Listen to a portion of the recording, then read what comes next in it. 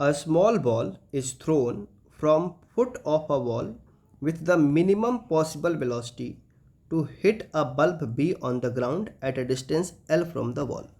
तो यहाँ पे एक वॉल है और इसके फुट से एक पार्टिकल को थ्रो किया गया है ऐसे, जो कि पॉइंट बी को हिट करना चाहिए। अब पॉइंट बी को हिट करने के बहुत से तरीके हो सकते हैं। हम अलग अलग वेलोसिटी और अलग अलग एंगल ऑफ प्रोजेक्शन का कॉम्बिनेशन बना सकते हैं। बट अगर मिनिमम वेलोसिटी से हमको मैक्सिमम डिस्टेंस थ्रो करना है, मतलब ये आर मैक्स का केस है, और वेलोसिटी ऑफ प्रोजेक्शन यहाँ पे होना चाहिए 45 डिग्री का, तो हम इसको थ्रो करेंगे किसी u इनिशियल वेलोसिटी से, और उस टाइम पे अगर हमको मिनिमम वेलोसिटी के साथ b पहुँचना है तो एंगल होना चाहिए 45 का, और मैक्सिमम रेंज हो जानी चाहिए फिर l की। मैक्सिमम रेंज का फॉर्मूला होता है u square by g. Basically range का फॉर्मूला होता है u square sine 2 theta by g, और जब थीटा 45 करते हैं तो साइन 91 हो जाता है, तो ये सिंपली बनता है u स्क्वायर बाई जी, जो किसके बराबर, l के बराबर। तो u square will be g into l, और स्क्वायर हटाएंगे तो अंडर रूट आ जाएगा, तो u will be under root l g. अब इतने वेलोसिटी से ये थ्रो हो गया, तो इसके दो कंपोनेंट होंगे, एक x कंपोनेंट होगा और एक y कंपोनेंट होगा। तो यहाँ इसको अगर ड्रॉ करूँ तो ये पार्टिकल ऐसा थ्रो हो गया u से, और ये वाला एंगल हो गया 45। अब इसका जो x कंपोनेंट हो जाएगा वो हो जाएगा u cos थीटा, और y कंपोनेंट भी होगा u sin थीटा। तो sin 45 और cos 45 बराबर होते हैं, तो सिंपली मैंने एक ही लिखा हुआ है, ux equals to u y equals to u cos 45। u निकाल चुके हैं under root l g, and cos 45 is 1/√2, तो this will be under root l g by 2।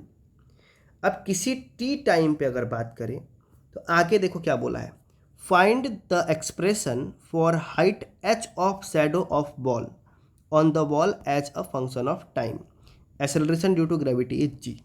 अब यहाँ पे अगर कोई चीज़ चल रहा है तो ये बेसिकली लाइट जाएगी और इस पॉइंट पे इसका शैडो बनेगा। तो बेसिकली जब ये पार्टिकल धीरे धीरे ऊपर उठेगा तो इसका शैडो भी धीरे धीरे ऊपर उठेगा, बिकॉज यहाँ से लाइट आ रही है। तो हमको ये h as function of time बताना है इस शैडो की हाइट को।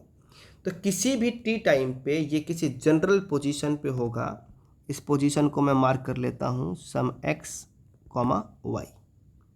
थोड़ा बेटर तरीके से लिखूँ दिखा करके यहाँ पे, तो ये वाली पोजीशन कुछ x, y रहेगी।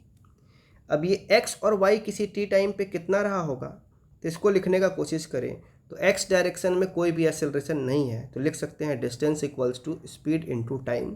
तो इधर के लिए x डायरेक्शन की स्पीड यूज होगी, जो कि है under root l g by 2।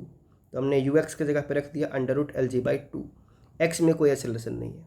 वैसे ही y कैसे लिखा जाएगा, तो h equals to u t plus half a t square, तो y equals to u y t, और इसका एक्सेलरेशन नीचे की तरफ है g, तो मैंने यूज किया है माइनस जी, तो बन जाएगा minus half g t square.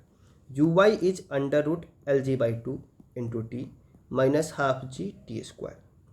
अब यहाँ पे आते हैं, अगर ये जो शैडो वाली लाइन बनी हुई थी, अभी ऐसे लाइट जाता तो यहाँ शैडो बनती, तो ये वाला एंगल अगर अल्फ़ा मान लूँ तो मैं इस अल्फ़ा में tan अल्फ़ा लिखने की कोशिश करूँगा दो ट्रायंगल्स में। एक राइट एंगल ट्रायंगल अपना यहाँ पे है और एक राइट एंगल ट्रायंगल अपना ये वॉल के पास है। तो पहले इस छोटे वाले में tan अल्फ़ा लिखें तो इसका परपेंडिकुलर हो जाएगा y और इसका बेस हो जाएगा l माइनस एक्स। तो यहाँ पे मैंने tan अल्फ़ा लिखा y divided by l minus x. Same तरीके से इसी tan अल्फ़ा को इस बड़े वाले ट्रायंगल में लिखा जाए यहाँ पे, तो ये हो जाएगा परपेंडिकुलर h और बेस हो जाएगा ये l, ये वाला l। तो हम यहाँ पे लिख सकते हैं इसी tan अल्फ़ा को h बाई एल।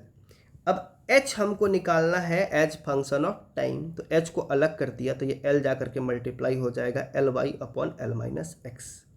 अपने पास x भी टाइम का फंक्शन है और y भी टाइम का फंक्शन है, तो ये l y जो था वो यहाँ से उठा करके यहाँ रख दिया है, l माइनस जो यहाँ x था वो यहाँ से उठा के यहाँ रख दिया है। अब क्या किया कि यहाँ से कॉमन लिया मैंने under root l g by 2 into t को, तो l तो पहले से है यहाँ पे, under root l g by 2 into t को कॉमन किया तो यहाँ बच जाएगा 1, और यहाँ से एक t गया है तो यहाँ टी स्क्वायर था तो एक t बच गया, और ये बेस का 2 और ये g रहा। Under root l g by 2 गया था तो बेस में ला करके मल्टीप्लाई कर दिया under root l g by 2। I hope ये पार्ट जो कॉमन लिया वो समझ आया होगा कि मैंने एक तो t कॉमन किया तो यहाँ वाला t तो निकल गया, और यहाँ से एक t निकला तो एक t बच गया। g बाई 2 ऑलरेडी यहाँ दिख रहे हैं, और ये जो टर्म निकाला है वो यहाँ मल्टीप्लाई किया है। सेम इसमें से मैंने l कॉमन किया है, तो l कॉमन किया तो यहाँ 1 बच गया, और ये under root l g by two into t तो है ही, बस एक l निकालो तो 1/l यहाँ आ गया। अब ये l और ये l कैंसिल हो गया।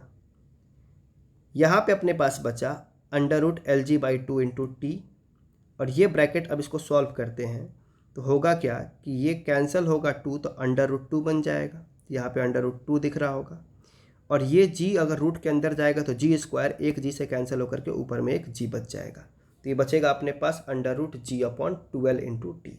सेम यहाँ पे इस l को अंदर भेजेंगे तो l स्क्वायर अंदर जाएगा और एक l कट करके यहाँ पे एक l बचेगा, तो यहाँ भी बचेगा 1 माइनस, ऊपर l कट गया है तो एक ही g बचेगा, और यहाँ बचेगा 12 इंटू टी।